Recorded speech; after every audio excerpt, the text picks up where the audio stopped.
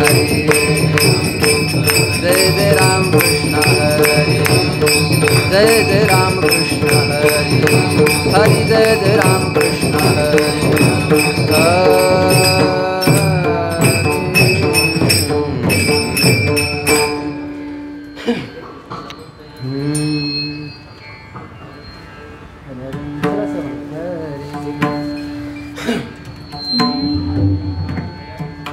सुंदर ते ध्यान उभे विटेवरी करकटावरे ठेवोनिया करकटावरे ठेवोनिया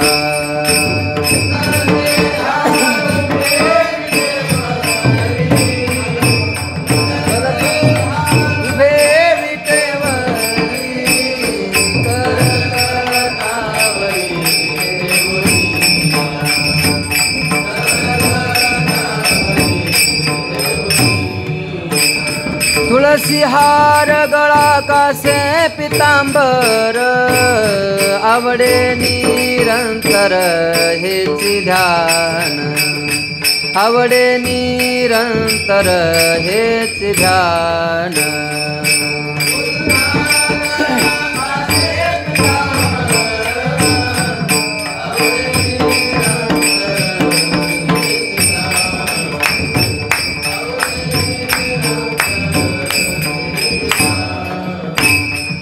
मकर कुंडले तळपती श्रवणी कंठी कौस्तुभमणि विराजित कंठी कौस्तुभमणि विराजित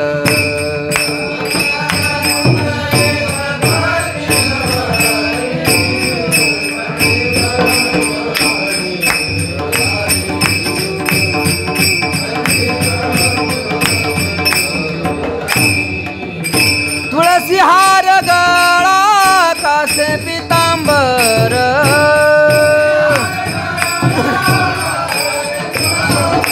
हे तुका म्हणे माझे हेची सर्व सुख पाहिन श्रीमुख आवडे तुळशी हार गळा कासे पितांबर आवडे निरंतर हेची ध्यान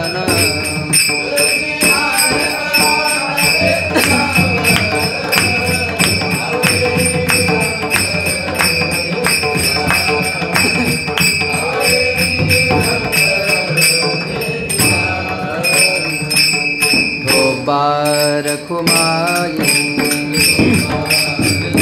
जय जय बारकुमारी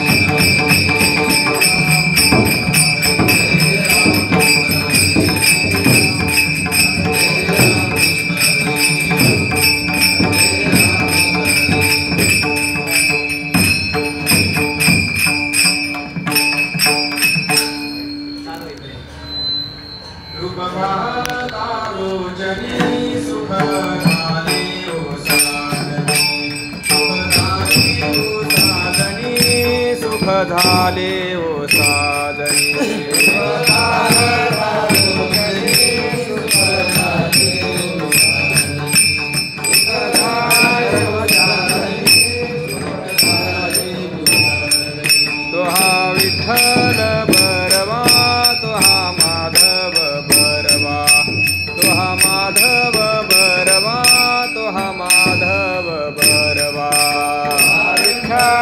बरवा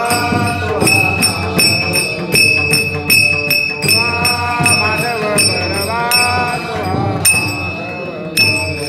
बहुता सुकृताची जोडी म्हणून विठ्ठली आवडी म्हणून विठ्ठली आवडी म्हणून विठ्ठली आवडी सुकृताची जोडी म्हणून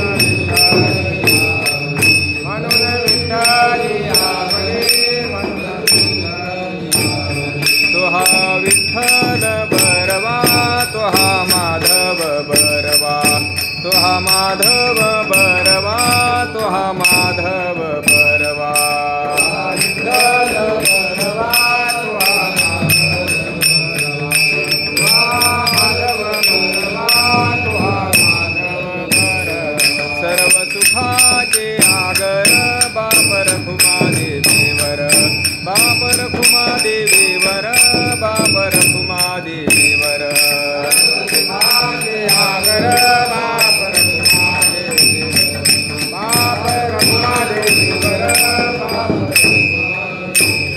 तो हा विठ्ठल बरवा तो हा विठ्ठल बरवा तो हा माधव बरवा तो हा माधव बरवा तो हा माधव बरवा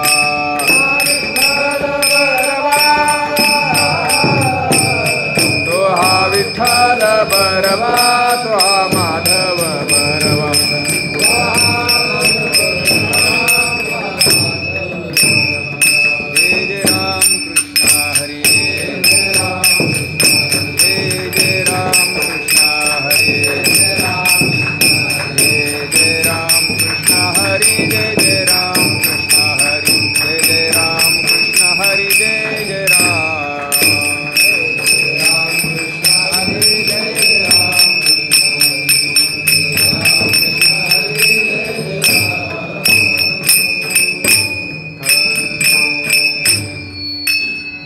मरण माझे मरून गेले मरण माझे मरून गेले मज केले अमर मज केले अमर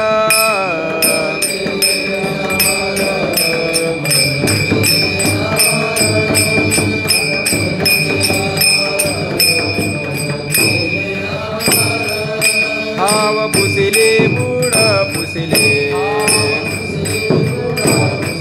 हाव पुसिले बुड पुसिले ओस ओसले देह भाव ओस ओसले देह भाव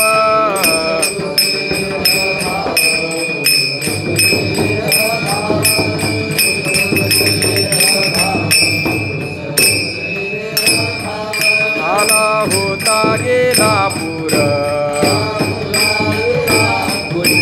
आला होता गेला पूर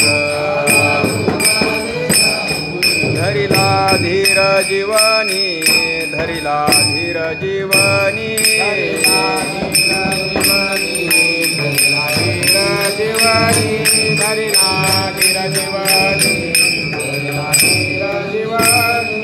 हाव पुसिले बुड पुसिले बुड पुसिले हाव पुसिले बुड पुसिले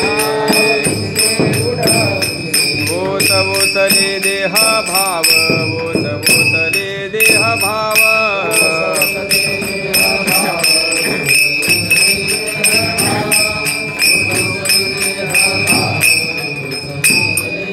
तुका म्हणी बुनादीचे तुका म्हणे बुनादीचे झाले साचे उजवणे झाले साचे उजवणे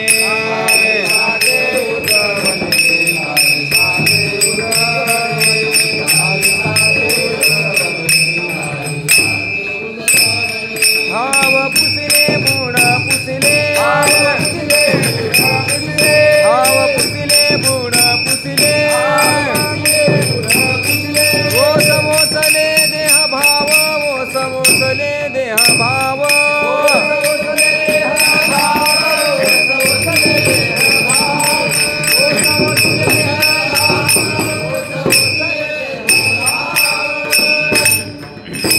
विठोबा रखुमाये जय जय विठोबा रखुमाये विठोबा रखुमाये विठोबा रखुमाये विठोबा रखुमाये विठोबा रखुमाये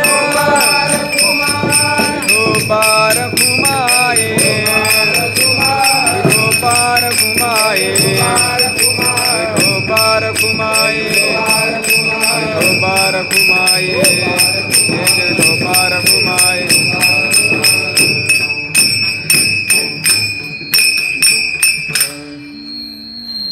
मरण माझे मरून गेले हे मरण माझे मरून गेले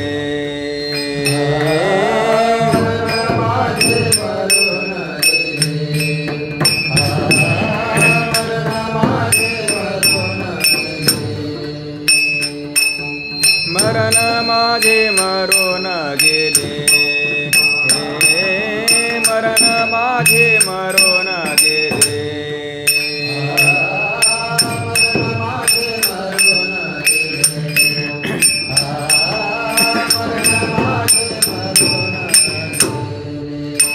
मज केले अमरा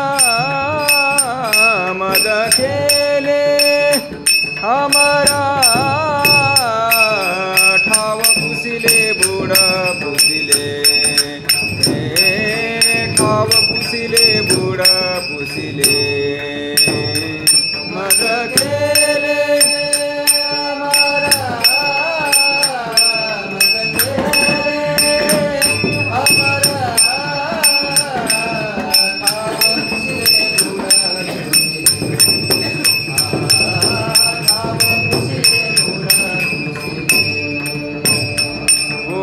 ओसले देह भाव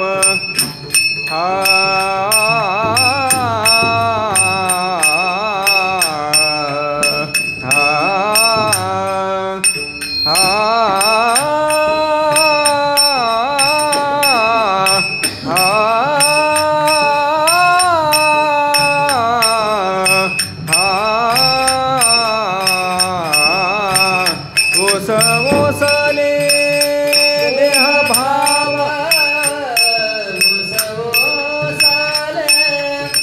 देह भाव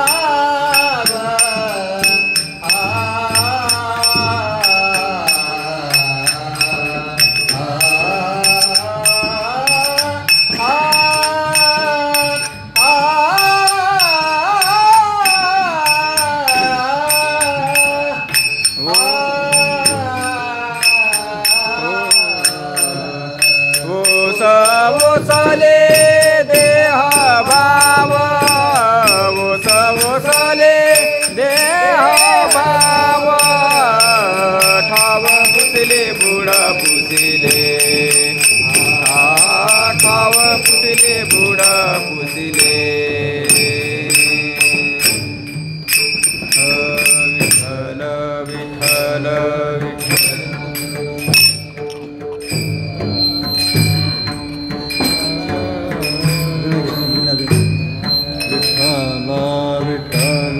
विठ्ठल विठ्ठल विठ्ठल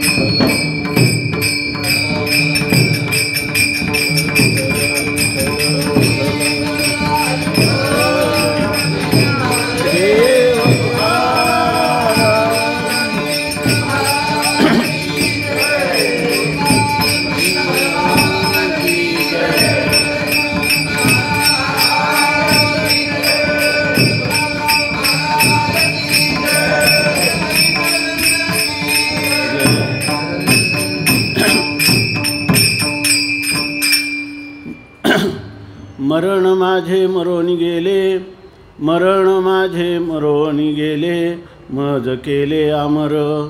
ठाव पुशिले बुड पुशिले, ठाव पुशिले बुड पुशिले, ओस ओसले देहभाव. आला होता गेला पूर, धरिला धीर जीवनी. तुका म्हणे बुनादीचे, तुका म्हणे बुनादीचे, झाले साचे उजवणे. ठाव पुशिले बुड पुशिले, ओस ओसले देहभाव. पांडुरंगा करू प्रथम नमन, पांडुरंगा पांडुरंगा करू प्रथम नमन.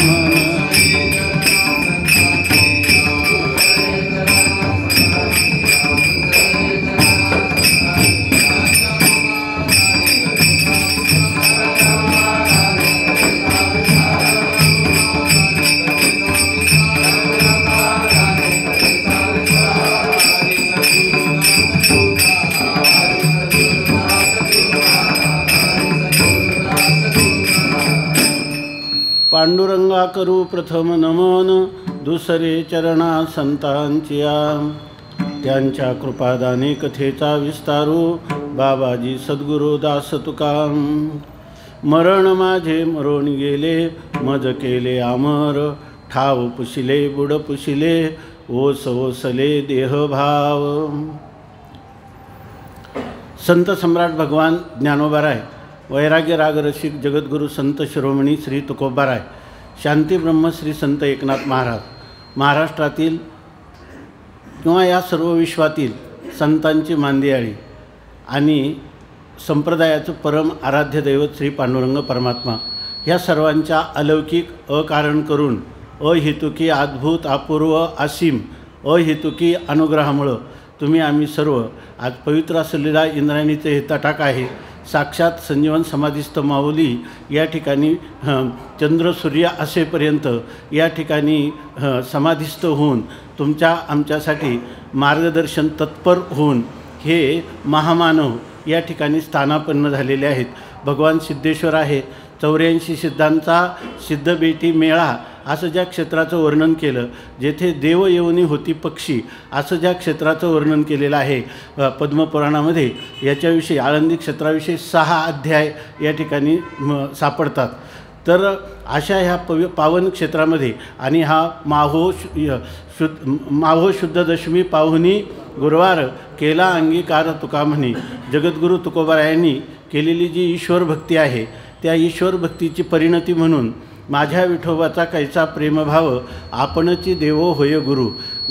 जेव्हा आपली ईश्वर निष्ठा किंवा ईश्वर भक्ती ही परिपक्व होते तेव्हा आपलं इष्टदैवतच आपल्या जीवनामध्ये गुरुरूपाने अवतीर्ण होत असतं किंवा आपल्याला भेटत असतं. ऐशी कर्मी साम्यदशा जेथ होय विरेशा तेथ श्रीगुरु आपैसा भेटेची गा. या न्यायाने या ठिकाणी जगद्गुरू तुकोबारायांना अनुग्रह झाल्याचा हाच पावन पर्वकाळ आहे. या पर्वकाळामध्ये आणि या पावन वायुमंडलामध्ये या ठिकाणी एक अलौकिक महामानव रूपाने खऱ्या अर्थाने ज्यांनी जगदोद्धारासाठी धरलेले अवतार असं ह्या 4 भावंडांचं वर्णन केलेलं आहे. त्याप्रमाणे आपण ज्या सत्संगामध्ये आज या ठिकाणी सम्मिलित आहोत ते आपलं परम भाग्य आहे की या ठिकाणी गुरुवर्य प्रातस्मरणीय वंदनीय श्रोत्रिय ब्रह्मनिष्ठ अशा प्रकारचे महापुरुष गुरुवर्य स्वामीजी आणि त्यांच्या श्वासोश्वास ज्या ठिकाणी विस्तारित होत आहेत आणि ते श्वासोश्वास भौतिक नसून ते खरे ज्ञानमय अशा प्रकारचे आहे. जसं वेदाच्या अभिव्यक्तीसाठी त्याचा प्रादुर्भाव सांगताना त्या अभिव्यक्ती सांगताना यश निश्वसितम वेदाः असं म्हटलेलं आहे, तसं स्वामीजींचे प्रत्येक श्वासोश्वास हे वेदांतमय झालेले आहेत.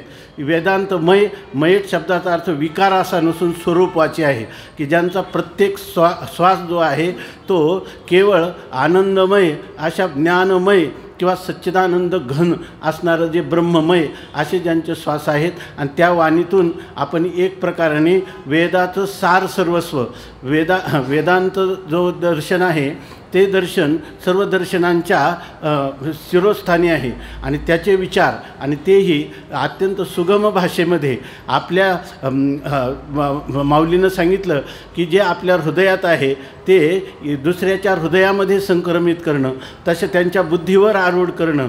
हृदय एक झाले, ये हृदयीचे ते हृदयी घातले, द्वैत न मोडिता केले आपणा ऐसे अर्जुना, असं ज्याचं वर्णन ज्ञानोबरायांनी तोंड भरून केलेलं आहे.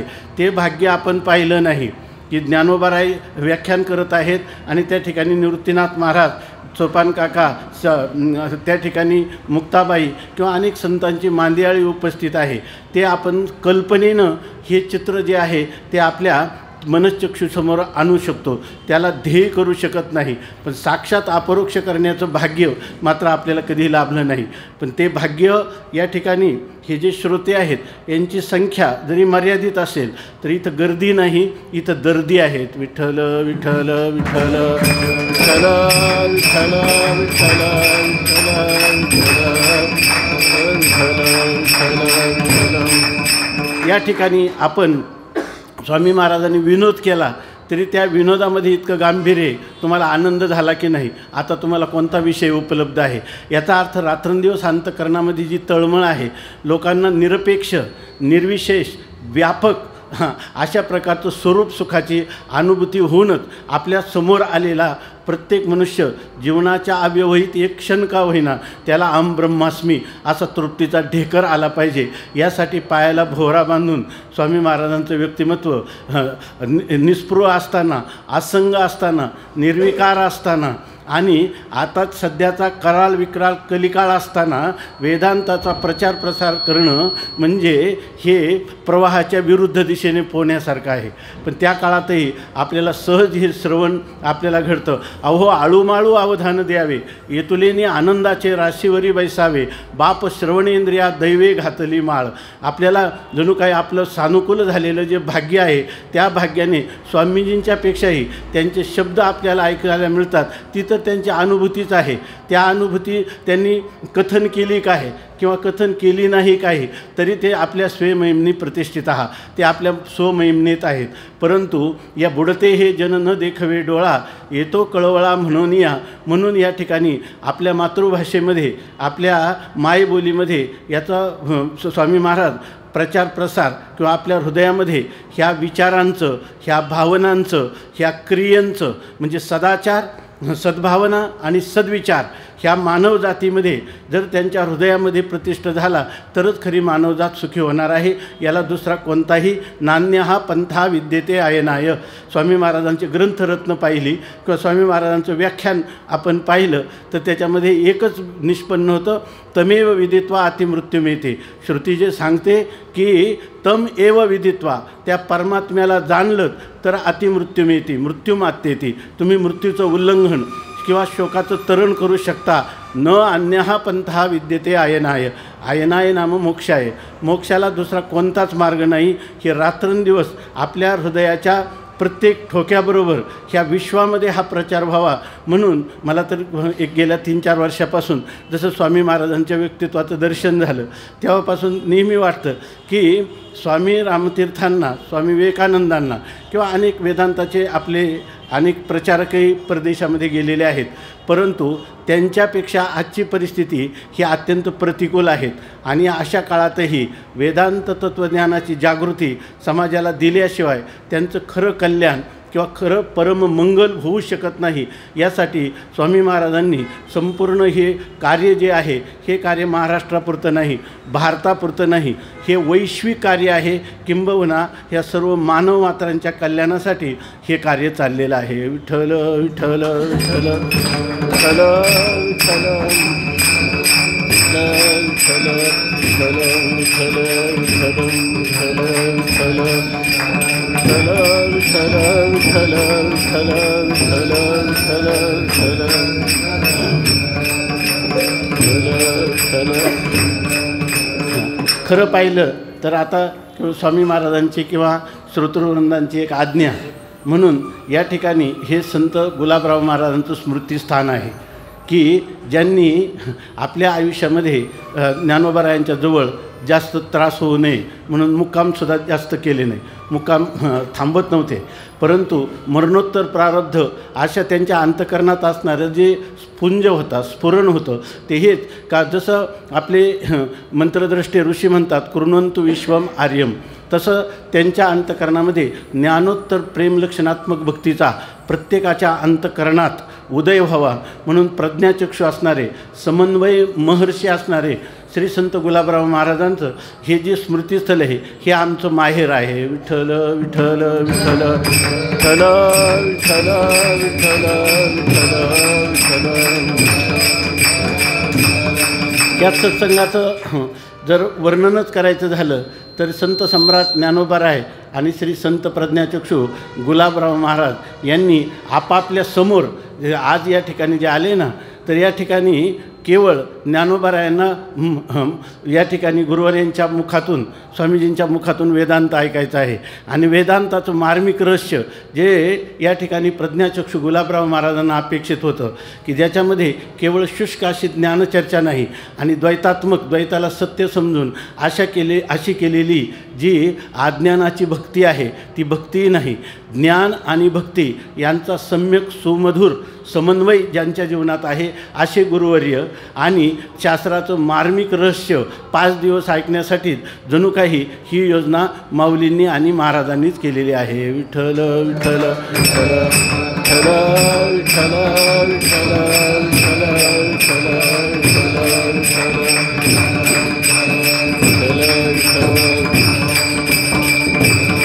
दुसरी एक गोष्ट आहे की आपल्या आज्ञेवरून मी या ठिकाणी जरी उभा राहिला असलो तरी या ठिकाणी आपल्यापुढं आम्ही काही चिंतन मांडावं असा आमचा अधिकार नाही. परंतु महापुरुषांची जी आज्ञा आहे त्या आज्ञा ही आमच्या जीवनातलं मंगळसूत्र आहे, ते आम्ही धारण केलं पाहिजे. कारण हे आज्ञेचा अहेव तंतू असं अमृतानुभवामध्ये म्हटलेलं आहे. महाराजांचं जर अमृतानुभवाचं चिंतन आपण ऐकलं किंवा जर ते कोणी आपण अध्ययन करतच असता की खरं अमृतानुभवाचं जेवढी भाष्य झाली त्या संपूर्ण भाष्यांचं संक्षेपाने जर कोणाला काही आयुष्य, बुद्धी किंवा काही बुद्धीचे दोष, कुतर्कादी बुद्धिमांद्य जरी असतील तरी जर महाराजांनी जे कथन केलेला अमृतानुभव आहे ते माऊलीचे खरे श्वास प्रश्वास आहेत. विठ्ठल विठ्ठल विठ्ठल विठ्ठल विठ्ठल विठ्ठल विठ्ठल. इथं बोलायचं म्हणजे आपल्याला माहीत आहे की अमृताची 7 वाकोडी माऊली सांगतात, लागो का अनुघडी सुखाची या दिवस कोडी गणित तुका. जर अमृताची झड 8 दिवस लागली तर कोणी कंटाळेल का? त्याला कोणीच कंटाळणार नाही. तसं म्हणतात अमृताची 7 वाकोडी, 7 दिवस संततधार पाऊस चालला अमृताचा, तरी कोणी अमृताची 7 वाकडी लागो का अनुघडी, तरी कोणी त्याची गणना करतो, अहो 7 दिवस झाला पाऊस कसा उघडत नाही, आयुष्यभर राहिला तरी काय हरकत नाही असंच वाटतं. किंवा सुखाचे जे दिवस जीवनामध्ये असतात त्याची गणना करत नाही. दुःखाचा एक क्षण युगासारखा वाटतो आणि सुखाचं एक गोपी सांगतात की सुखाचं एक कल्प किंवा युग हे आपल्याला एक क्षण हा देखील कल्पासारखा वाटत असतो, दुःखाचा क्षण. आणि आनंदाचा क्षण जो आहे तो क्षणभरासारखा वाटत असतो. अशी मानवविज्ञानाप्रमाणे मानवाची एक प्रकारची प्रवृत्तीच आहे. तेव्हा अशा ह्या काळामध्ये आपण जे काही चिंतन करायचं, हे अमृताची झड लागलेली आहे आणि त्याच्यामध्ये आम्ही जे कीर्तन करायचं ते म्हणजे एखादा माणूस पूर्वीच्या काळामध्ये मोठेने पाणी विहिरीतून काढत असत, त्यावेळेला मोठेमध्ये किती 4-6 बादल्या पाणी मावायचं आणि त्याच्यासाठी खूप मोठा उटारेटा करावा लागायचा. तेव्हा एक मोठभर 4 बादल्या पाणी निघायचं. अशा प्रकारचं तसं झडीत लागली आणि एक म्हणला की मी आता मोठ धरतो आणि मोठेने पाणी उपसतो. तसं इथं कीर्तन करणं म्हणजे झडीत मोठ धरल्यासारखं आहे. विठ्ठल विठ्ठल विठ्ठल विठ्ठल विठ्ठल विठ्ठल विठ्ठल विठ्ठल असो.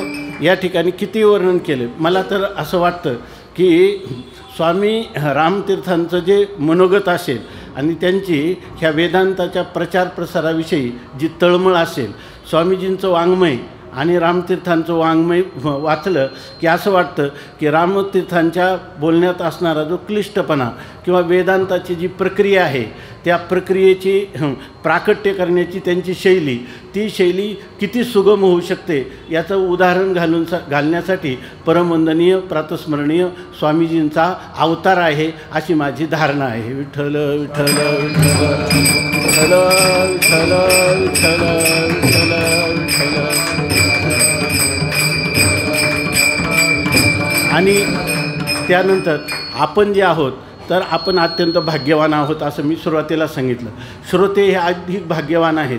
त्याचं कारण असं की या ठिकाणी आज एवढी मोठी लोकसंख्या आहे आळंदीमध्ये किंवा ह्या प्रांतामध्ये, परंतु हे विचार ऐकण्यासाठी फार मोजकेच लोक या ठिकाणी येतात. मनुष्यानां सहस्रेषु कश्चिद यतति सिद्धये यततामपि सिद्धानां कश्चिन माम वेत्ति तत्वतः असं भगवंतांनी स्वमुखता सांगितलेलं आहे. आणि त्याच्यामध्ये कश्चितमध्ये म्हणजे कोणी विरळे पुरुष, विरळा ऐसा कोणी तुका त्याशी लोटांगणी, त्यापैकी हे विरळे म्हणजे या ठिकाणी असणारे श्रोते आहेत. विठ्ठल विठ्ठल विठ्ठल विठ्ठल विठ्ठल.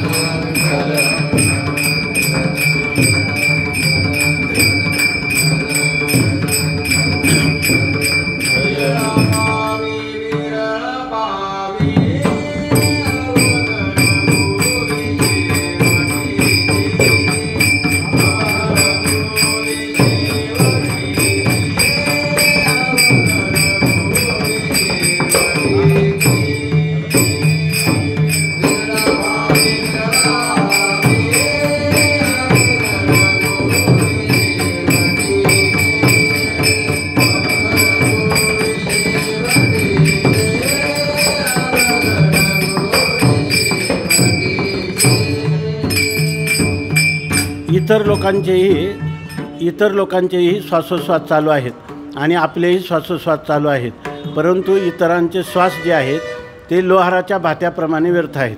तोही श्वासोश्वास करतो, परंतु आपले श्वासोश्वास जे आहेत ते खऱ्या अर्थाने सार्थकी लागत आहेत. कारण भगवंतांनी ज्याच्यासाठी हा मानवदेह आपल्याला दिला तो याच्यासाठी, दुसरं त्याचं कोणतंच प्रयोजन असू शकत नाही. देवे दिला देह भजना गोमटा, तया झाला फाटा बाधिकेचा. या जन्माला आलं तर कृतकृत्य झालो, इच्छा केली ते पावलं. मरणापर्यंत मनुष्याला एक क्षण का होईना असं वाटलं पाहिजे की खरोखर जन्मा आली याचे आजी फळं झाले साचे. या ठिकाणी त्याला तृप्तीचा ढेकर आला पाहिजे की माझं जे भाग्य आहे, अलौकिक माझं भाग्य आहे, अपूर्व अशा प्रकारचं माझं भाग्य आहे.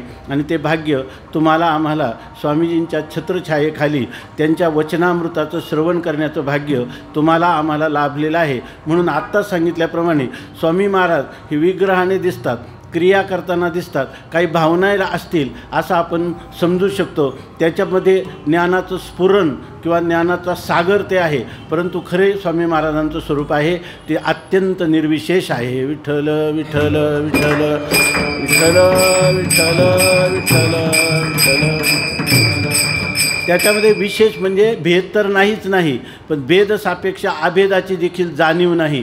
अशा प्रकारचं हे साक्षात परब्रह्म आपल्यापुढं अवतरलेलं आहे. जसं ज्ञानोबरायांचं वर्णन केलं की हे परब्रह्म केवळा बोलत असे असं वर्णन केलं, तसंच हे परब्रह्माचं बोलणं ऐकण्याचं आपलं भाग्य लाभलं.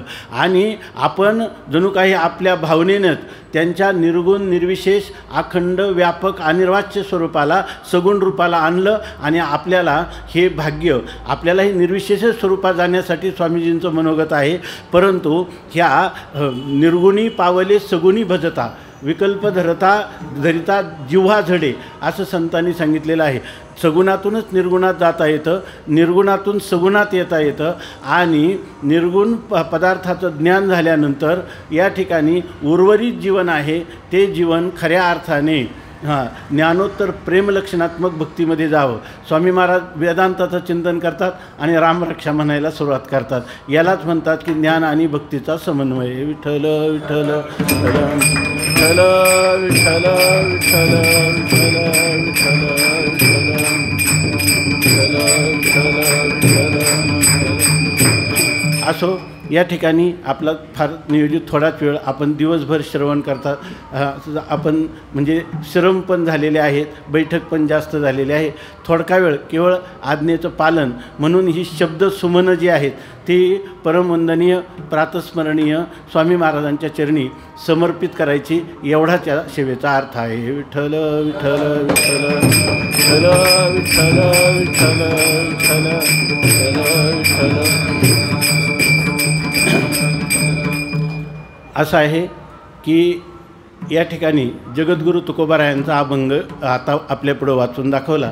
तो अभंग जो आहे तो तुकाराम महाराजांच्या अद्वैत प्रकरणातला आहे की ज्याच्यामध्ये अद्वैत तत्त्वज्ञानाची झालेली जी अनुभूती आहे ती अनुभूती तुकाराम महाराजांची त्यांच्या मुखावाटा या ठिकाणी ती अनुभूतीचं साकार झालेली आहे, शब्दरूपाने आपल्यापुढं त्यांनी मांडलेले आहे.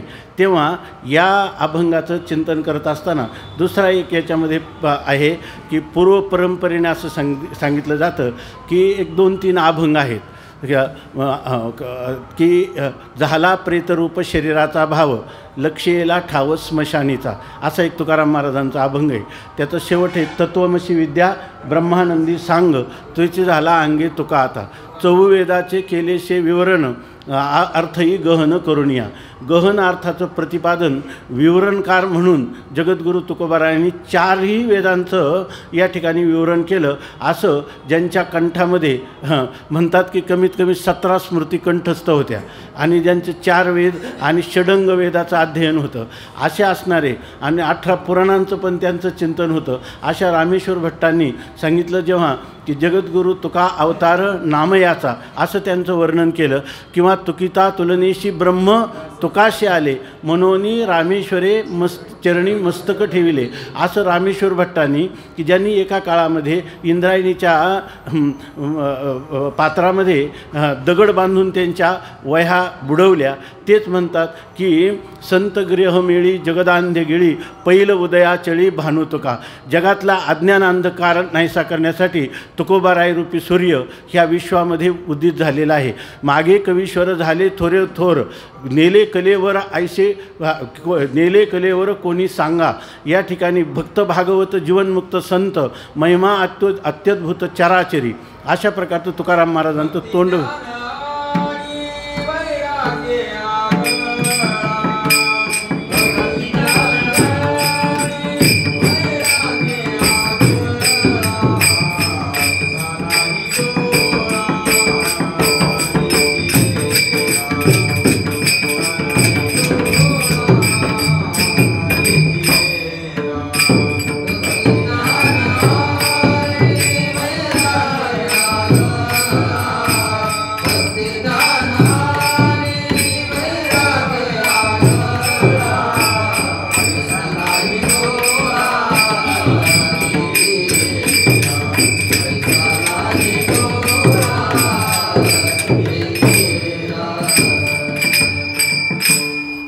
भक्ती ज्ञाने आणि वैराग्य आगळा ऐसा नाही डोळा देखिला, असा कोणीच मला आत्तापर्यंत पाहायला मिळाला नाही असं त्या रामेश्वर भट्टांनी वर्णन केलं.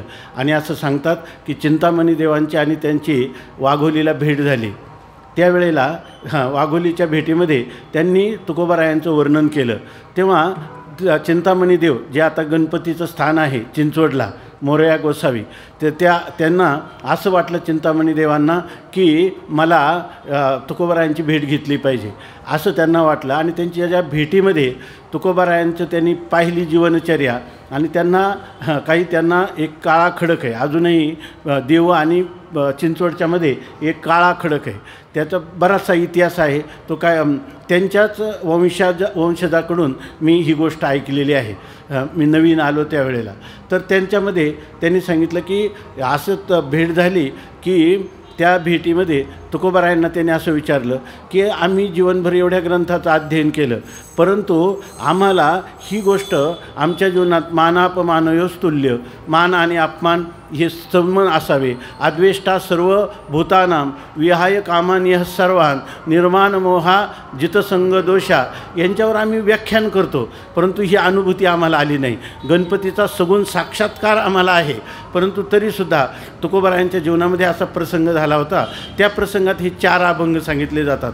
आपुले मरण पाहिले म्या डोळा, जाहला तो 16 अनुपम्य, आनंदे दाटली तीही त्रिभुवने, सर्वात्मकपणे भोग झाला. किंवा हा अभंग मरण माझे मरोनी गेले, किंवा हाती घेऊन या काठी, तुका लागला कलेवरा पाठी. अशा प्रकारचे हे अभंग त्यावेळेला जगद्गुरू तुकोबारायांच्या मुखातून निसृत झाले आणि त्या ठिकाणी संताजी जगनाडेंनी ते लिहून घेतले आणि तेच अभंग, त्याच्यापैकीच एक अभंग या ठिकाणी आपण निवडलेला आहे.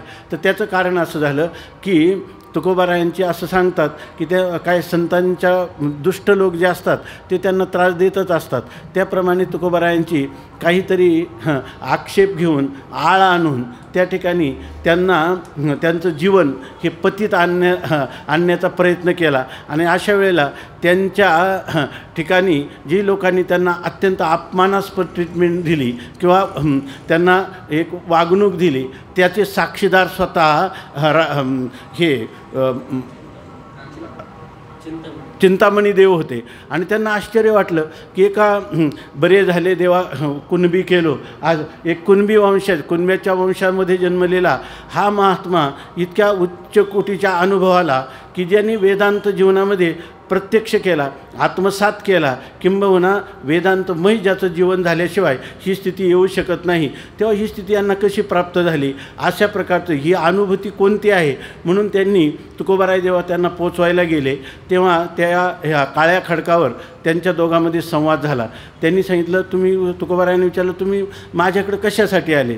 त्यांनी सांगितलं की रामेश्वर भट्टांच्या तोंडून ऐकल्यामुळं मी तुम्हाला भेटायला आलो, पण आता माझ्या अंतकरणात जे शंकांचं जंजाळ उठलेलं आहे आणि मुख्य शंका ही आहे की आपल्याला ही स्थिती कशी प्राप्त झाली. त्यावेळेला तुकोबारायांनी जे अभंग सांगितले होते त्याच्यामध्ये त्यांनी सांगितलं की ही स्थिती तुमची काय आहे. क्या स्मृतिग्रंथामध्ये कुठल्या तरी लिहिलेलं आहे की यथा प्राणगते देहे सुखम दुःखम न विंदती तथा चेत प्राणयुक्तापि स परमहंस गती मृजेत. असं मधुसूदन सरस्वतींनी आपल्या भाष्यामध्ये लिहिलेली प्रमाण म्हणून की जर मनुष्य मरण पावला तर त्याला तुम्ही काही करा. स्वामी महाराज म्हणायचे की खडकावर आपटलं तरी त्याला दुःख होणार नाही, कारण त्याच्या शरीरातून प्राण गेले. असाच जर मनुष्य जिवंत असताना श्वासोश्वास चालू असताना जर त्याला सुखदुःखाचं कोणत्याही प्रकारचं भान झालं नाही, अर्थात सुखदुःखाच्या अतीत आपल्या आत्मस्वरूप स्थितीत तो रंगलेला राहिला तर सपरमहंस गती मृजेत. त्याला म्हणतात स्वामी महाराजांसारखं जे व्यक्तिमत्व आहे हे परमहंसाचं जीवन आहे. आणि त्या परमहंसाचं जीवन आपण एका गृहस्थाश्रमी सामान्य कुटुंबात जन्माला आलेले कसे काय आपल्याला ही स्थिती प्राप्त झाली हे मला जाणून घेण्याची इच्छा आहे. आणि त्याचं जे उत्तर आहे ते तुकोबारायांनी या अभंगाच्या प्रथम चरणात दिलेलं आहे.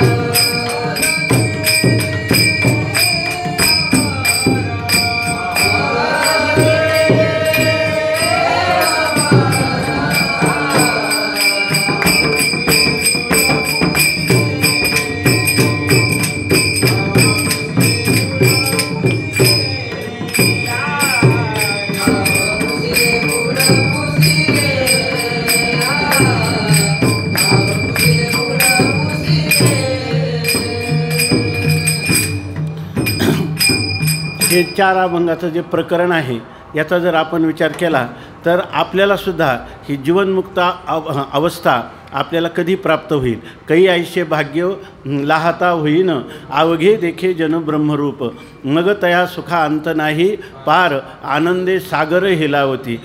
मला हे भाग्य कोणत्या वेळेला प्राप्त होईल अशा प्रकारचे आपल्याला जिज्ञासा जगद्गुरू तुकोबारायांचे हे अभंग म्हणजे एक प्रकारचे असणारे मंत्ररूप वाङ्मय आहे.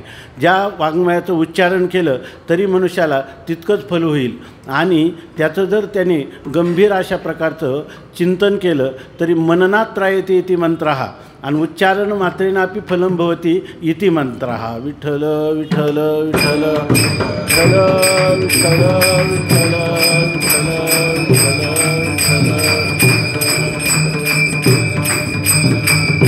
जेव्हा जगद्गुरू तुकोबाराय आणि चिंतामणी देव यांचा संवाद झाला, त्या संवादामध्ये या ठिकाणी तुकोबारायांनी सांगितलं की असं आहे, ही स्थिती कशी प्राप्त झाली तर आम्ही जित असता मेल्या समान, जिवंत असतानाच आपण प्रेतरूप आहोत असा आम्ही अभ्यास केलेला आहे. आता स्वामी महाराजांसारखं ज्याला आपण म्हणायचं झालं तर खरं दरिद्री नारायण विशेषण त्यांना शोभतं. विठ्ठल विठ्ठल विठ्ठल विठ्ठल विठ्ठल विठ्ठल विठ्ठल. हे जीवन जे आहे ते यतीचं जीवन जे आहे ते साक्षात नारायण स्वरूप आहे. परंतु आणखी एक आश्चर्य आहे त्याच्यापेक्षा जास्त. थोड्याच वेळापूर्वी स्वामी महाराजांच्या बरोबर गेलो, दर्शन केलं, तर त्यांना इतका आनंद आहे का माझं निस्पृह जीवन गेलं आणि मी कुठं विटावर वीट ठेवायची प्रसंग पडला नाही. आपलं गेलं म्हणजे खेळ मोडला, स्वामी महाराजांची हीच भाषा असते. असं जीवन जगण्यात त्यांना वाटतं की हे जे मठाधिपती आहेत हे किती दुःखी आहेत. विठ्ठल विठ्ठल विठ्ठल विठ्ठल विठ्ठल विठ्ठल. हां, स्वामी महाराजांचं एकच आहे, सर्व द्रव्य यज्ञाहुनी ज्ञान यज्ञ मोठा, अनुष्ठान करिता याचे भव होय खोटा. आपल्या जीवनामध्ये ज्ञानदान हे सर्व दानामध्ये प्रधान आहे. ह्याचं वस्तुपाठ जर म्हणजे संप्रदायांना, कोणत्याही संप्रदायाला जर अवगत करायचं असेल तर त्यांनी स्वामी महाराजांचा वस्तुपाठाचा अंगीकार करावा. विठ्ठल विठ्ठल विठ्ठल विठ्ठल विठ्ठल विठ्ठल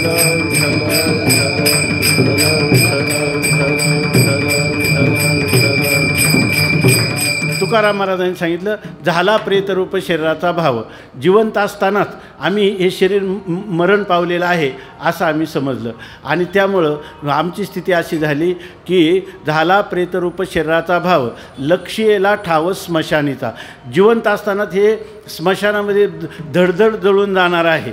त्या ज्ञानोबारायांनी लिहिलं की हा देह आगी माझी पडे तरी भस्म होऊनी उडे, झाले स्वानावर पडे तरी ते विष्ठा, या चुके दोही काजा तरी होय कृमीचा पुंजा, हा परिणाम कपिध्वजा कश्मळुगा. हे देह जे आहे, आपल्या देहाची कोणी निंदा केली किंवा त्याची काही अनवस्था केली तर आपल्याला क्रोध अंतकरणात निर्माण होतो. वास्तविक देह इतका मोठा शत्रूच नाही. ज्याचं आपण आयुष्यभर अंजन भंजन करतो तो कधी आपल्याला बरोबर नेता आला का? त्यांनी कधी आपल्याला बाल्य आवडलं तर बाल्यात ठेवलं का? तारुण्य आवडलं तर तारुण्यात ठेवलं का? त्यांनी कधी वार्धक्यामधून मृत्यूपासून आपल्याला विलग केलं का? अशा प्रकारच्या ह्या ज्या 6 अवस्था आहेत त्या सगळ्या अवस्थामध्ये तो सारखा बदलत असतो. आपण वर्धापन दिन करतो, वाढदिवस करतो, पण नेमका वाढदिवसात तारुण्याचा आणि वार्धक्याचा जो संधिकाल आहे तो कोणता आहे याचा केवढाही ज्योतिषी असला, कालतज्ञ असला तरीसुद्धा त्याला थांग पत्ता लागणार नाही. विठ्ठल विठ्ठल विठ्ठल विठ्ठल विठ्ठल विठ्ठल विठ्ठल.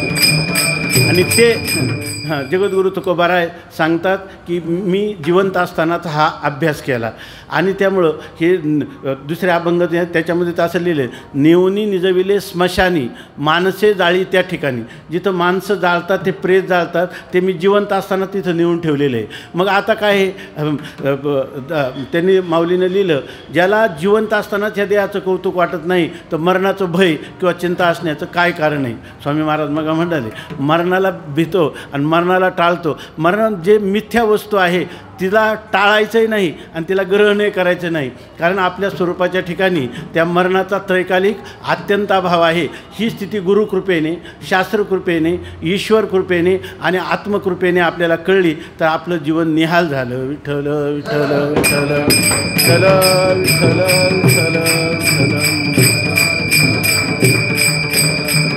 आणि हे चिंतन जर मनुष्याचं झालं तर त्याला काम, क्रोध, माया याची भीती आपोआपच नाहीशी होते. कारण मूळ अज्ञानासहितच त्या अज्ञानाचं कार्य निर्मूलन त्याचं समूळ झाल्यामुळं त्याला त्या ठिकाणी आजी आनंदुरे आजी आनंदुरे या ठिकाणी किंवा अनंत सुखाची या डोही एक सर्व तळची घेतला जी तिरावनी तेही तेची झाले. आजी आनंदुरे अशा प्रकारचं जीवन त्याला मरणाचा विचार केला. आपल्याला वाटतं की मरणाचा विचार हा अशुभ आहे. माऊली म्हणतात की अरे मरणाचा विचार मनुष्याने केला पाहिजे. का म्हटलं कोणाला तर आवडत नाही. काय आगा मर हा बोलू न साहती आणि मेलियावरी तरी रडती परी असते जात न गणिती गैसपणे. मर म्हटलेलं लहान मुलाला जर म्हटलं मर तर तो म्हणतो तू मर. इतका ते मरणाच्या भयाला अभिनिवेश शास्त्रामध्ये म्हटलेलं आहे. असा एवढा अभिनिवेश आहे, परंतु असलेलं आयुष्य फुकट चाललं याला मात्र जाणत नाही. विठ्ठल विठ्ठल विठ्ठल विठ्ठल विठ्ठल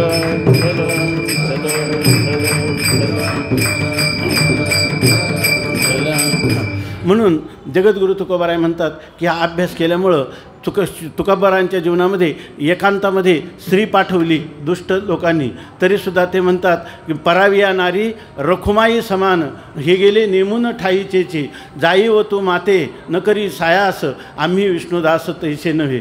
तुका म्हणे तुझं पाहिजे भ्रतार तरी काय नर थोडे झाले. असं तुकोबारायांनी त्याला रखुमाई आमची इष्टदेवता ती तुझं स्वरूप आहे का तू तिचं स्वरूप आहेस अशी धारणा झाली. याचं कारण सर्वत्र आत्मभाव ब्रह्मभाव जोपर्यंत जागृत होत नाही तोपर्यंत कितीही प्रयत्न केले आणि जोपर्यंत ह्या अद्वैताच्या भूमिकेवर मनुष्य आरूढ झाला नाही तोपर्यंत त्याच्या ठिकाणी काम किंवा क्रोध तुकाराम महाराजांना त्या ठिकाणी कितीही प्रतिकूल परिस्थिती आली तरीसुद्धा मंबाजीबावांनी काठीनं मारलं, परंतु तुकाराम महाराज आज मंबाजीबावा कीर्तनाला आले नाही म्हणून तेलाची वाटी घेऊन जातात आणि त्या ठिकाणी त्याच्या अंगाचं मर्दन करतात, त्याचं स्नेहन करतात की त्याला श्रम झाले. ही जे कथा कादंबऱ्यातली गोष्ट नाही, हे प्रत्यक्ष जीवनाची त्यांची अनुभूती आहे. विठ्ठल विठ्ठल विठ्ठल विठ्ठल विठ्ठल विठ्ठल विठ्ठल विठ्ठल.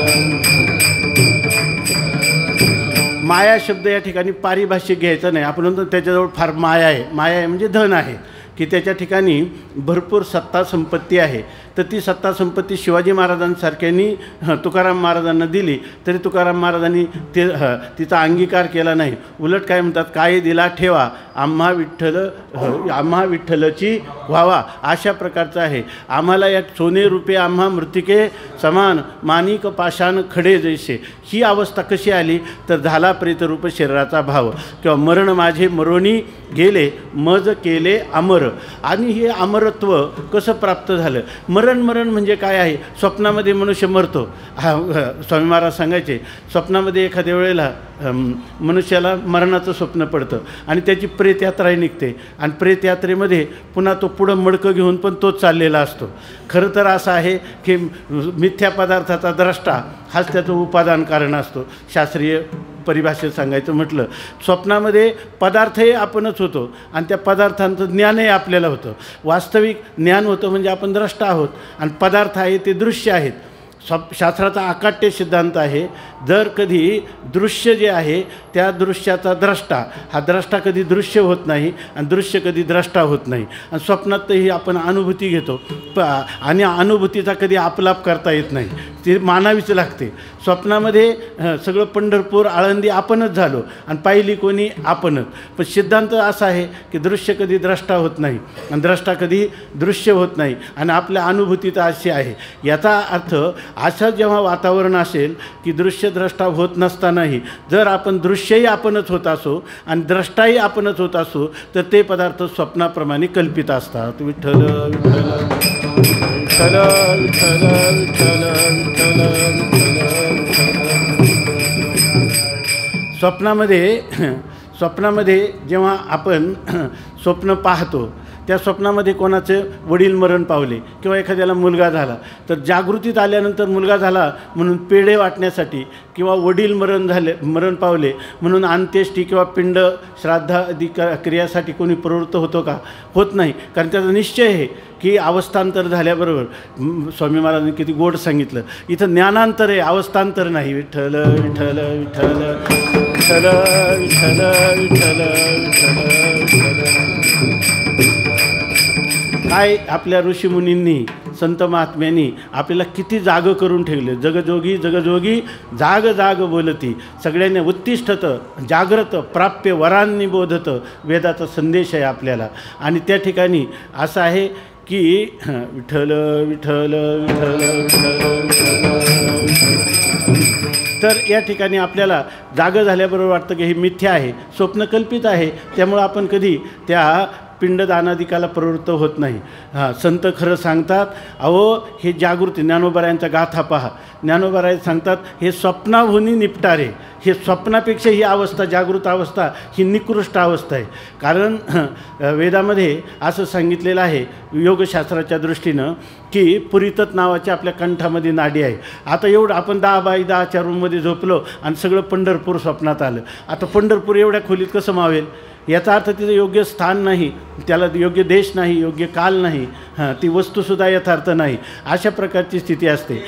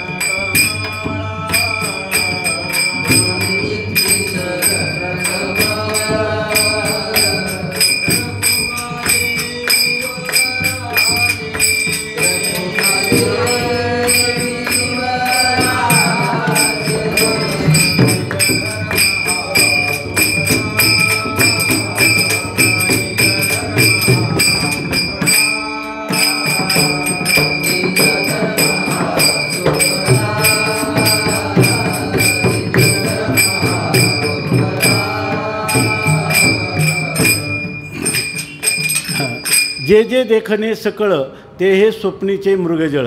स्वप्नात मुळात खोटं, मृगजळही खोटं, आणि स्वप्नातलं मृगजळ किती खोटं आहे. तसं या ठिकाणी ही जी जागृती अवस्था आहे त्या स्वप्नावस्थेमध्ये निद्रादोषामुळं एक केसाचा 1000वा हिस्सा असं ती पुरीतत नाडी आहे आणि तिच्यामध्ये हे स्वप्न पडतं. योग्य देशकाल नाही म्हणून आपण त्याची उपेक्षा करतो, ते खोटंही समजतो. पण संपूर्ण वेदाचं अवलोकन केलं तर जागृतीला देशही आणि कालाचं कुठंच वर्णन नाही केलं. याचा अर्थ स्वप्नापेक्षा हे निकृष्ट आहे. विठ्ठल विठ्ठल विठ्ठल विठ्ठल विठ्ठल विठ्ठल. त्यामुळे जगद्गुरू तुकोबाराय म्हणतात, जे जग मरणाला घाबरतं सगळं, परंतु त्या मरण आणि येले, आम्ही त्या मरण माझे मरोनी गेले. कारण मरण कोणाला आहे? या स्थूल देहाला आहे. जोपर्यंत मनुष्याला स्थूल देह मी वाटतो तोपर्यंत त्याला आवश्यक मरणाची भीती वाटणारच. ज्याला दुःख नसावं आणि सुख असं वाटतं, जोपर्यंत त्याला सूक्ष्म शरीराचा अभिमान आहे तोपर्यंत त्याला सुख नसावं आणि आपलं सुख असावं आणि दुःख नसावं. त्याच्या ठिकाणी मी करता आहे, मी भोगता आहे, अशा प्रकारचं भ्रम त्याच्या ठिकाणी राहत असतो. आणि जोपर्यंत हा श्रेष्ठ, हा कनिष्ठ, अशा प्रकारचा ज्येष्ठ कनिष्ठ भाव असतो तोपर्यंत ह्या दोन्हींनाही, स्थूल आणि सूक्ष्म शरीराला कारण असणारं जे कारण शरीर आहे त्याला अज्ञान म्हणतात, त्या अज्ञानाचा अभिमान असतो. तोपर्यंत जसा चांगदेवांना 100 वर्ष निर्विकल्प समाधी होती, परंतु ज्येष्ठ कनिष्ठ भाव गेला नाही. तो भाव चांगदेव 65नं या ठिकाणी ज्ञानोबा यांनी त्यांचा घालवलेला आहे. कारण शरीराचा अभिमान आहे. नाथ महाराजांनी तर भागवतामध्ये आणि विवेक चूडामणीमध्ये भगवतपूज्यपादांनी देखील सांगितलेलं आहे महाकारण शरीर, ज्याच्यामध्ये अहम ब्रह्मास्मी इत्याकारक वृत्ती आहे पाहिजे. ती वृत्ती अज्ञानाचं नाशक आहे. स्वपर विरोधित्वाने स्वतःही निवृत्त होते. परंतु तुकाराम महाराज म्हणतात की तुका म्हणे अहम ब्रह्म आड येऊन निधी भ्रम. मी ब्रह्म आहे याच्यामध्ये ही अहंकारात्मक वृत्ती आहे तीसुद्धा या ठिकाणी अज्ञानाची सिद्धी करते. म्हणून महाकारण शरीर जे आहे तुका म्हणे तोसुद्धा एक प्रकारचा भ्रम आहे.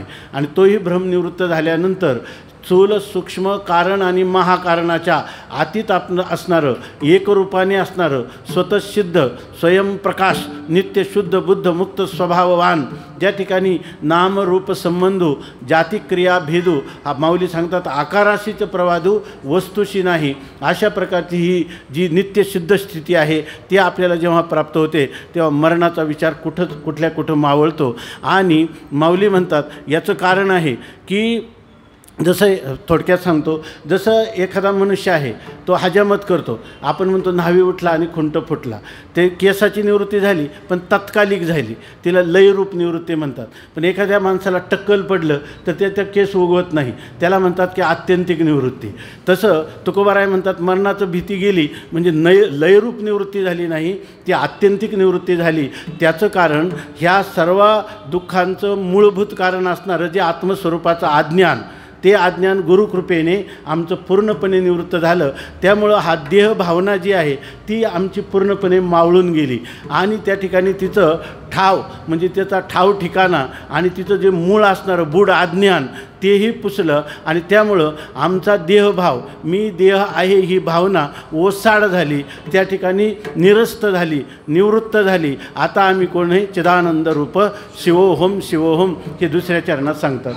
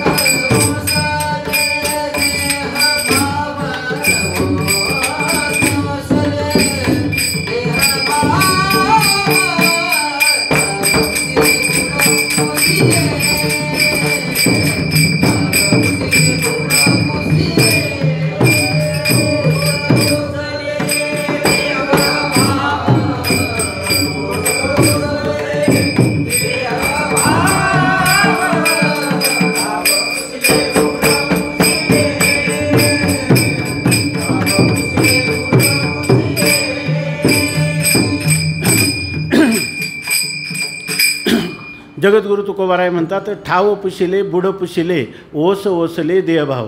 देह नावाचा एक पदार्थ आहे हेच आम्ही विसरून गेलो. या ठिकाणी केवळ सर्वम यद आयम आत्मा अवघे ब्रह्मरूप रिता नाही ठाव अशा प्रकारची आमची व्यापक अनुभूती आमच्या गुरुकृपेने आम्हाला प्राप्त झाली असं चिंतामणी देवांना सांगतात. त्यांनी सांगितलं की एवढी स्थिती तुम्हाला प्राप्त करण्यासाठी किती मोठी तपस्या करावी लागली असेल. त्याच्यासाठी नेमकं आपण काय केलं हे अभंगाच्या 3ऱ्या चरणात सांगतात.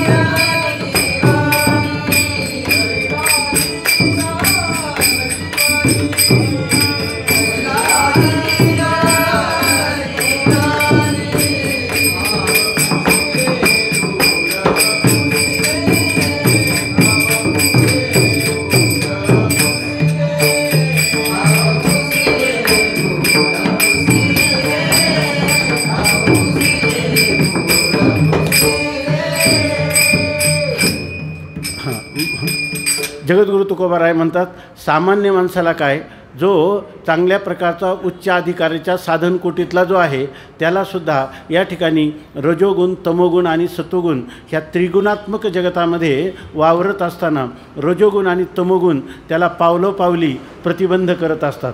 आणि अशा वेळेला त्या रजोगुणांना आणि तमोगुणांना अभिभूत करण्यासाठी सत्वगुणाची वृद्धी करणं आवश्यक आहे. कारण सत्वात संजायते ज्ञानम अशा प्रकारचे, आणि सत्वगुण हाच सुखाची वृद्धी आणि ज्ञानाची वृद्धी करतो. अशा प्रकारचं ही जी स्थिती प्राप्त करण्यासाठी ह्या रजोगुण तमोगुणांना अभिभूत करताना सत्वगुणाचा जेव्हा आपण अंगीकार करतो तेव्हा ह्या लौकिक विश्वातल्या ज्या सामान्य लोकांच्या जगण्याची रीती आहे त्याच्यामध्ये त्याला अत्यंत कष्ट होतात. इतके कष्ट होतात की मायेपासून बाळक काळे नेता एकुलते एक का जेवी होय उदक तुटता मीना असं ज्ञानोबा म्हणतात की आईचं एकुलते एक बालक काळाने नेल्यावर जसं दुःख होतं तसं त्याने झालं का होय उदक तुटता मीना, मासा पाण्यातून काढल्यावर जसा तडफडतो. अनंत काळाचे जे संस्कार आहे ते विषयात सुख आहे या धारणेने त्या ठिकाणी विषयात सुख शोभतात. निर्विषय सुख आहे ते जरी आपलं स्वरूप असलं, सहज असलं, ते नित्य असलं, निरंतर असलं, अखंड सुखरूपता त्या ठिकाणी अनुभूती येत असली तरी अल्पशा विषय सुखाकडेच लोकांची प्रवृत्ती असते. जसं खालारा धावे पाणी, पाणी किती उंचावरून टाकलं ते खालीच येतं आणि अग्नीच्या ज्वाला वरच जात असतात. तसं या ठिकाणी ही स्थिती आहे की तैसे विषयाचे घर इंद्रिया सांडिता थोर युगांत होयते वीर विराग साहती. इंद्रियांचा आणि विषयाची ताटातूट करताना जणू काही प्रलय काळ ओढवला अशा प्रकारचं साधकाच्या जीवनात दुःख येतं. पण तुकाराम महाराज म्हणतात तसे प्रसंग माझ्यावरही आले, परंतु त्यांचा जसा पूर आला की तो ओसरून जातो. जसे आपल्या अंतकरणात भगवत भक्ती, गुरुनिष्ठा, शास्त्रनिष्ठा आणि अंतर्मुखता, विवेक, वैराग्य, समाधी, षटक आणि मुमुक्षुत्व हे नित्य जागृत आपण जर ठेवलं तर ते म्हणतात हे पुरासारखं आहे. जसं किती वेगाने इंद्रायणीच्या मातेचा पूर निघून गेला तर पात्र कसं आहे, स्तब्ध आहे, जसंच्या तसं आहे. तसं आपल्या आत्मतत्वावर हा जो काही आभास होत आहे हा आभास कितीही जरी आपल्याला भासला तरी हा आभास आहे. याचा प्रकाशक, याचं मूळ अधिष्ठान सच्चिदानंदाद्वय स्वरूप आत्मा, ब्रह्मरूप आत्मा तो मी आहे. अशा प्रकारची ही धारणा आहे. हा किती जरी पूर गेला तरीसुद्धा धरीला धीर जीवनी. या ठिकाणी माझ्या जीवनामध्ये मी धीर शब्दाचा गीतेमध्ये धृती असा अर्थ आहे की ते धृती म्हणजे कोणती, सात्विक धृती, की ज्याच्यामध्ये सांगतात ही धैर्य धारण करताना सुरुवातीला विषयासारखं वाटतं पण परिणामी अमृतोपमम, अशा परिणामी मात्र अमृतासारखं सुख होतं. आमच्या आयुर्वेदामध्ये सांगितलं आहे की बचनाग नावाचं एक औषध करतात किंवा एक वनस्पती आहे तर ती खाण्यासाठी अत्यंत गोड असते परंतु परिणामी मात्र त्याच्यापासून मरणाला सामोरं जावं लागतं. तसं हे राजसी तामसी सुख आहे, हे सुरुवातीला गोड वाटतं पण पुढे अवघड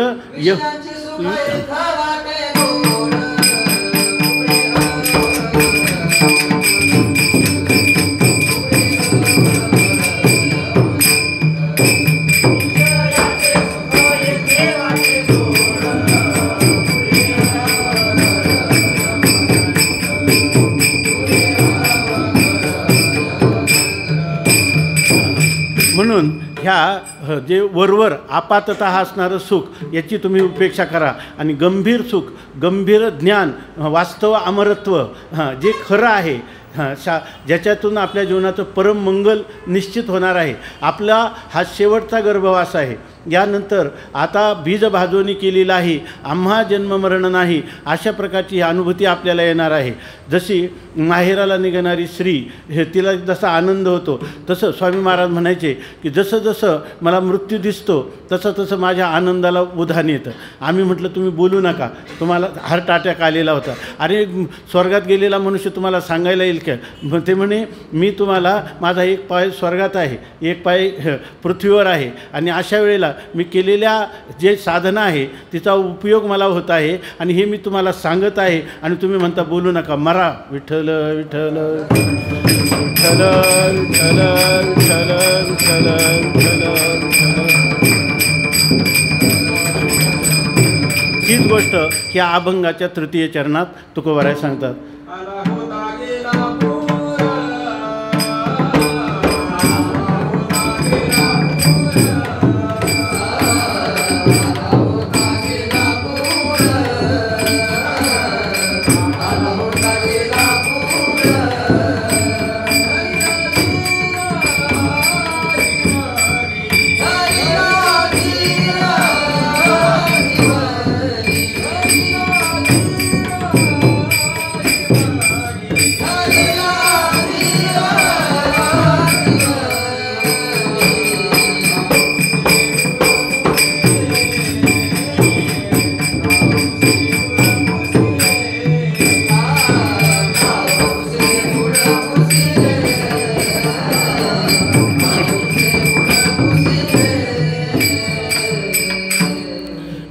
तुकोबाराय चिंतामणी देवांना शेवटच्या चरणात आपली अनुभूती सांगतात की तुका म्हणे बुनादीचे झाले साचे उजवणे. हा प्रवास आपण अनादी काळापासून करत आलो आहे. याचा काळ कधीच सांगता येत नाही, तो कोणालाच सांगता आला नाही. स्वामी महाराजांना एकाने विचारलं की तुम्ही म्हणता की अज्ञान हे अनादी आहे, ब्रह्म अनादी अनंत कळतं, परंतु अज्ञान अनादी आहे आणि ते शांत आहे असं तुम्ही म्हणता, पण हे अनादी आहे कसं काय आम्ही समजावं? विठ्ठल विठ्ठल विठ्ठल विठ्ठल विठ्ठल विठ्ठल. कोणताही पदार्थ म्हटलं की त्याला उत्पत्ती सांगावीच लागते, अशी उत्पत्ती त्याची सांगितली पाहिजे. तुम्ही वेदांती लोक, तुम्हाला वेदांतामध्ये त्याची उत्पत्ती सांगता येत नाही म्हणून तुम्ही त्याला अनादी म्हणतात. स्वामी महाराज म्हणले जाऊ दे, आमचं जाऊ दे म्हणे, परंतु हे जे गोष्ट आहे ही अशी आहे, अनादी असलं नाही तर साधी असो, पण तू तर आज रात्रंदिवस दुःखात होरपळत आहे की नाही, आणि ते किती अनादी असलं तर ते कधीच जाणार नाही. स्वामी महाराज उदाहरण द्यायचे, एखाद्या गुहेमध्ये 100 वर्ष अंधकार आहे आणि ते सूर्याला वाटलं की अंधकार निवृत्त करायचा किंवा अंधकाराचा अनुभव घ्यायचा, म्हणून सूर्य जर त्या गुहेमध्ये आला तर तो जायला 100 वर्ष लागतील की नाही. त्याच्या ठिकाणी सूर्याशी अंधकारू काही झाला होता गोचरू तर परी तमारी हा डगरू आलाची का, एका क्षणात जाईल. तसं तत्वमसी आईशी वाणी अधिकारी श्रोत्रिय ब्रह्मनिष्ठ कृपाळू गुरूंच्या मुखातून तुम्ही जर तत्वमसी महावाक्य ऐकलं तर अविद्या निद्रा गेली पळवणी आणि तत्क्षणी जागिन्नला. त्याप्रमाणे काही असो, पण तू ज्या अज्ञानाने होरपळत आहे ते अज्ञान घालण्याचा मार्ग मात्र आमचा तुला अनुसरावा लागेल. आणि तुला अज्ञान कधी आहे आणि ते अनादी आहे का साधी आहे याचा विचार करण्यापेक्षा अज्ञान कसं निवृत्त होईल याचा प्रयत्न कर आणि त्याचं साधन आम्हाला विचार. विठ्ठल विठ्ठल विठ्ठल विठ्ठल विठ्ठल विठ्ठल विठ्ठल. तेच जगद्गुरू तुकोबाराय सांगतात, तुका म्हणे बुनादीचे. बुनादीचे म्हणजे अनादी कालापासून आहे. कोण? हे अज्ञान आणि अज्ञान कार्य, हे प्रवाहरूपाने असणारं अज्ञान कार्य हे जगत आणि त्याचं मूळ कारण असणारं अज्ञान हे एक आम्हाला एक प्रवाहरूपाने अनादी आहे आणि एक या ठिकाणी आपल्या स्वस्वरूपाच्या ज्ञानाला प्रतिबंध करणारं मूलभूत अज्ञान आहे किंवा मूल अविद्या तुल अविद्या असं त्याला म्हणतात. तर त्यांनी सांगितलं की हे जे अज्ञान आहे हे पूर्णपणे अनादी काळापासून असलं तर झाले साचे उजवणे. हे अनादी काळाचं अज्ञान आहे ना, याच्यातून आमची कायमची मुक्तता झाली. म्हणजे ठाव पुशिले बुड पुशिले ओस ओसले देहभाव आला होता गेला पूर धरिला धीर जीवनी. मनुष्याने सात्विक धैर्य धारण केलं की त्याचा परमार्थाचा प्रवास आपल्या गंतव्यापर्यंत ध्येयापर्यंत न्यायापर्यंत प्राप्तव्यापर्यंत निर्वेदपणाने होऊ शकतो. केवळ आवश्यकता आहे ती सात्विक धैर्याची. आणि तुकाराम महाराज म्हणतात की अनादी कालापासून अनेक प्रकारचे दोष होते आमच्या ठिकाणी. आमच्या ठिकाणी मल होता, म्हणजे अंतःकरणाच्या मध्ये अनेक प्रकारच्या मलिन अशा वासना नांदत होत्या. त्या ठिकाणी विक्षेप होता. आमच्या अंतःकरण चंचल होतं. त्या ठिकाणी आवरण होतं. आवरण म्हणजे अज्ञानाचं आच्छादन होतं. परंतु श्रीगुरू माझ्या जीवनात आले, परमात्म्याची माझ्यावर कृपा झाली आणि हे अनादी असणारं अज्ञान हे कुठं को पलायितं मे पंचदशीकारांनी म्हटलं, ते कुठं पळून गेलं आता सापडतच नाही. अशा प्रकारची स्थिती झाली. ती अभंगाच्या 4th चरणात सांगतात.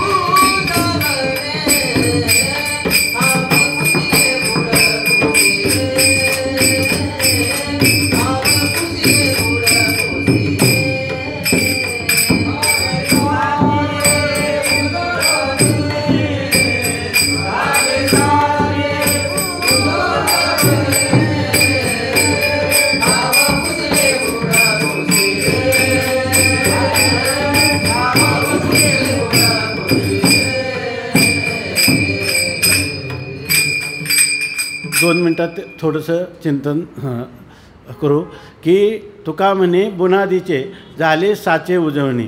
आपल्याला पुष्कळ जर आपण शास्त्राचं चिंतन केलं तर त्याच्यामध्ये सांगितलं मल नावाचा दोष आहे, अंतकरणातल्या पापवासना आहे, त्या निष्काम कर्माने निवृत्त होतात. जर मनुष्याला चित्त चंचल असेल, एकाग्र होत नसेल तर त्यांनी निष्काम उपासना करावी, त्यांनी चित्ताची स्थिरता होते. आणि गुरूंच्या मुखातून तत्त्वमसी महावाक्य ऐकलं की त्या ठिकाणी अज्ञानाची निवृत्ती होते. अहम ब्रह्मास्मी इत्याकारक वृत्तीमध्ये प्रतिफलित झालेलं चैतन्य त्या अज्ञानाचा नाश करतं, अज्ञान कार्याचा बाध करतं, असा वेदांताचा सिद्धांत आहे. हे जरी असलं तर तुमच्या आमच्यासाठी मला जे विचार वाटला तर वेदांतामध्ये अनेक महापुरुषांनी चिंतन केलेलं आहे. समजा आता आपण स्वामी महाराजांचं वेदांत ऐकतो आणि आपल्याला तर तो झेपत नाही किंवा कळत नाही किंवा कधी पटत नाही किंवा आपण त्याच्यात रंगून जात नाही, मग आपण काय करायचं? आपण एकच आता निष्काम कर्म करायला मागं जायचं का? उपासना करायची का? अंतरंग साधन स्वामी महाराजांच्या चरणाजवळ दूर लोटलं तरी तिथंच आपण एखाद्या श्वानाप्रमाणे जसं श्वान त्या मालकाच्या पायाभोवती घुटमळतं, असं हे घुटमळण्यातच आपलं आयुष्य घालायचं का काय, अशी शंका आपल्याला येऊ शकते. तर त्याचं उत्तर हेच आहे की हे श्रवण हे अंतरंग साधन आहे. याच्यामध्ये तो आपण जर गुरुनिष्ठा ठेवली तर तिच्यामध्ये शास्त्रनिष्ठा, ईश्वरनिष्ठा किंवा आपल्या अंतकरणाची कृपा या सगळ्याच कृपा फलीभूत होतात. उलट शास्त्रामध्ये एक काय करमलेढी न्याय सांगितलेला आहे. जर एखाद्या माणसाच्या हातामध्ये लोणी दिलं आणि ते लोणी त्यांनी टाकून दिलं आणि नंतर हात चाटायला लागला, तसं आपण जे हे आता अमृतपान श्रवणाच्या रूपाने करत आहोत, तर हे करत असताना आता जर आपल्याला वाटलं अजून अंतकरणातल्या वासना निवृत्त झालेल्या नाहीत, अजून चित्त स्थिर झालं नाही, अजून अज्ञान आवरणाचा भंग झाला नाही, या सगळ्याला साधन आहे गुरुसेवा करणं. आणि ह्या गुरुसेवेच्या पोटात अंतकरण शुद्ध होईल, अंतकरण स्थिर होईल आणि अज्ञान आवरणाचा भंग होईल. आणि सर्व शास्त्रांना संतांना ही मान्य गोष्ट आहे, नव्हे ही त्यांच्या अनुभवाची आहे. तेव्हा भगवान परमात्म्याने आपल्याला अशा प्रकारचं मनोबल, अशा प्रकारचं शारीरबल, बुद्धिबल, आत्मबल द्यावं. आणि आता उपजला भाव तुमचे कृपे सिद्धी जावं. स्वामी महाराजांचे चरण जे आपण हे केले तीच निष्ठा आपली उत्तरोत्तर दृढ केली तरीसुद्धा जरी आपल्याला ह्या जीवनात अनुभव आला नाही तर मरणाच्या अव्यवहित पूर्वक्षणी आपल्याला वाटेल की जन्म आलियाचे आजी फळं झाले साचे, किंवा या ठिकाणी आपल्याला आईच्या उदरात ज्ञान होईल किंवा बालपणात होईल. या ठिकाणी आपल्याला जीवनमुक्तीचं विलक्षण सुखासहित जीवनमुक्तीचा उपभोग होईल. इतकंच नाही तर तुकाराम महाराज म्हणतात अशी स्वप्नात केलेल्या आदेशाविषयी मी निष्ठा ठेवली तर त्याचा परिणाम असा झाला माझ्या जीवनात की तुका म्हणे मुक्ती परिणली नोवरी आता दिवसचारी खेळी मिळी. आणि अशाच प्रकारची ही स्थिती तुम्हाला आम्हाला गुरूंच्या छायेमध्ये, छत्रछायेमध्ये मिळावी. त्यासाठी त्यांना दीर्घ आयुष्य आरोग्य लाभावं आणि त्यांची शताब्दी व्हावी आणि त्या शताब्दीला आम्ही जिवंत असावं याच्यासाठी. आणि हे सर्व करण्याचं भाग्य जर झालं तर आपलं इथून पुढचं जीवन जे आहे ते आपण जीवनमुक्त राहणार नाही. जीवनमुक्ताच्या जीवनामध्ये विक्षेप पण असू शकतो, आवरणभंग झाला तरी विक्षेप असू शकतो. स्वामी महाराजांना विक्षेप आहे, आपल्याला विक्षेप पण राहणार नाही. त्यांना जगत कल्याणाची तळमळ आहे. आपण केवळ आपल्या आनंदाचा भोग जो आहे तो घेण्यासाठी आपलं आयुष्य असावं. आणि त्यासाठी श्री संत गुलाबराव महाराज आत्ता सांगितल्याप्रमाणे जे प्रज्ञाचक्षु आहे, जे कृष्णवल्लभेच्या भूमिकेत आहेत, जे ज्ञानेश्वर कन्येच्या भूमिकेत आहे आणि खरं ज्यांचे अनेक प्रकारचे महाराष्ट्रात झालेले नची केळकरांसारखे सुद्धा की ज्यांनी आपल्या जीवनामध्ये महाराजांच्या वाङ्मयाचं अनुसरण केलं आणि इतका उच्च कोटीची अध्यात्मातली अनुभूती भोगली, असे अनेक महापुरुष या ठिकाणी झालेले आहेत. आणि संत सम्राट माऊली तर ज्ञानदेवे घेतले दान हृदयी धरोनिया ध्यान समाधी बैसला निर्वाण कथा कीर्तन करीतो. आणि मनात वाटणारा एक विचार सांगतो, हा जो सत्संग आहे तर हा सत्संग एवढाच मर्यादित न होता त्याचं व्यापक स्वरूपात आपल्याला कधीतरी त्याची योजना व्हावी यासाठी माऊलींच्या चरणी आपण प्रार्थना करू आणि असा दिवस उजाडलेला आपल्याला जिवंत असताना पाहायला मिळावा अशी माऊलींच्या चरणी सादर सविनय प्रार्थना करू. कितीही बोलत राहिलं तर बोलण्याचं तेवढं सामर्थ्यही आपल्या ठिकाणी नाही. आणि आता सांगितल्याप्रमाणे जडीत मोड धरण्यात काही आवश्यकता नाही, अर्थही नाही. तेव्हा केवळ ही जी शब्दरूपी सुमन आहेत ती प्रातस्मरणीय वंदनीय गुरुवर्यांच्या चरणी, प्रज्ञाचक्षू महाराजांच्या चरणी आणि संत सम्राट माऊलींच्या चरणी ही समर्पित करू. आणि करविली तैशी केली कटकट, वाकडी की नीट देवदाने, कोणा कारणे हे झालेशे निर्माण, देवाचे कारण देवदाने. तुका म्हणे मी तो अभिमाना वेगळा, घालुनी गोपाळा भार असे. इतका वेळ आपण ऐकून घेतलं की बालक बोबडा बोली, वाकोडा विचुका पावली, ते चोज करुणी माऊली रिझे जेवी. आपण माऊलीच्या अंतकरणाने या ठिकाणी एक लहान बालकाचे वाकडे शब्द, बोबडे शब्द आपण ऐकून घेतले, ते आपल्या चरणी समर्पित करतो आणि या ठिकाणी आजच्या चिंतनाला विराम देऊ. विठोबार कुमारी.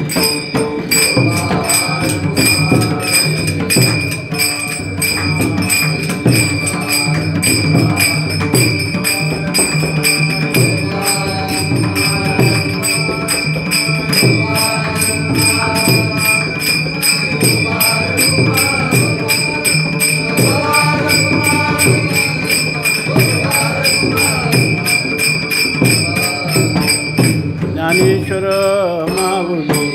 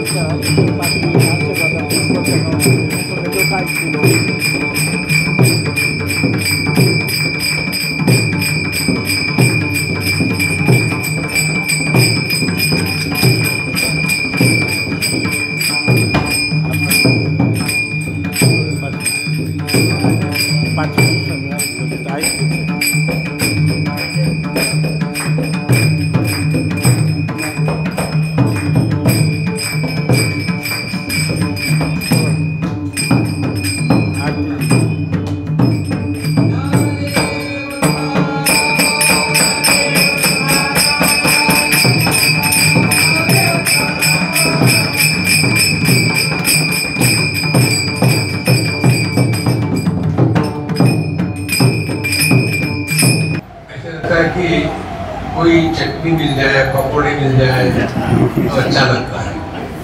आपने इतनी बढ़िया पूर्णाची पोळी खाई है, आज वही है ना। तो हम सबको क्या हुआ पता है, कुछ तो भी हुआ जरूर। जो शब्दों में बताया जाता वो शाब्दिक है, और जो शब्दों के परे है, यतो वाचो निवर्तन्ते अप्राप्य मनसा। यह जो सगुण निर्गुण दोनों के भेद के परे, माने द्वैत में होते हुए भी अद्वैत की बैठक ना टूटे, ऐसा जो महाराज जी का विचार हम सबने सुना, बहुत आनंद आया। आज रात को मुझे अच्छी नींद है। रोज ये लोग मेरे सत्संग में सोते थे।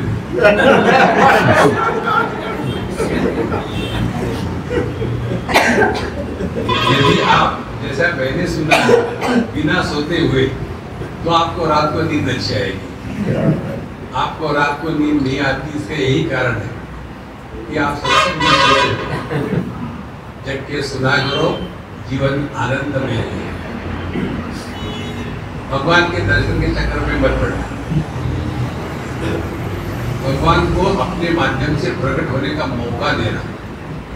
अपाणी पार, उसको बेचारे को हाथ नहीं, पैर नहीं, मुंह नहीं, मन नहीं, बुद्धि नहीं, वो ढूंढ रहा है कि कहीं हाथ खाली मिलते हैं क्या, कि जो स्वार्थ से प्रेरित होकर के काम नहीं कर रहे हैं, तो उसमें से भगवान प्रकट होते हैं। कहीं वाणी आत्मश्लाघा और परनिंदा में व्यस्त तो नहीं है, तो ऐसे वाणी से प्रभु प्रकट होते हैं। ऐसा मन कहीं वहाँ राग द्वेष का तूफान तो नहीं है, तो ऐसे मन से भगवान प्रकट होते हैं। ऐसी बुद्धि जो कुतर्क के द्वारा स्वयं भी नष्ट होती है, दूसरे को भी नष्ट कराती है, ऐसी बुद्धि जो नहीं है, उसमें प्रभु प्रकट होते हैं। इसीलिए जो मन बुद्धि चित्त अहंकार के परे है, प्रमाण निरपेक्ष अनुभूति, वो अपना स्वरूप महाराज जी ने हमको दिखाया। इसीलिए अब महाराज जी को थैंक यू कहे ना, ये उनका अनादर करने के जैसा होगा।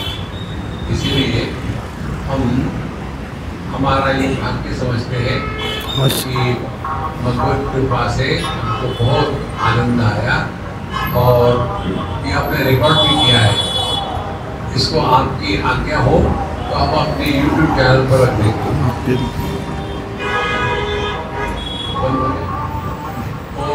पूर्णमदः पूर्णमिदं पूर्णात् पूर्णमुदच्यते पूर्णस्य पूर्णमादाय पूर्णमेवावशिष्यते। शांति शांति शांति। हरि ओम श्री गुरुभ्यो नमः। हरि ओम। वरदे हरि श्री रामदेव भगवान की जय। महाराज की जय। महाराज की जय। महाराज की जय। महाराज की जय।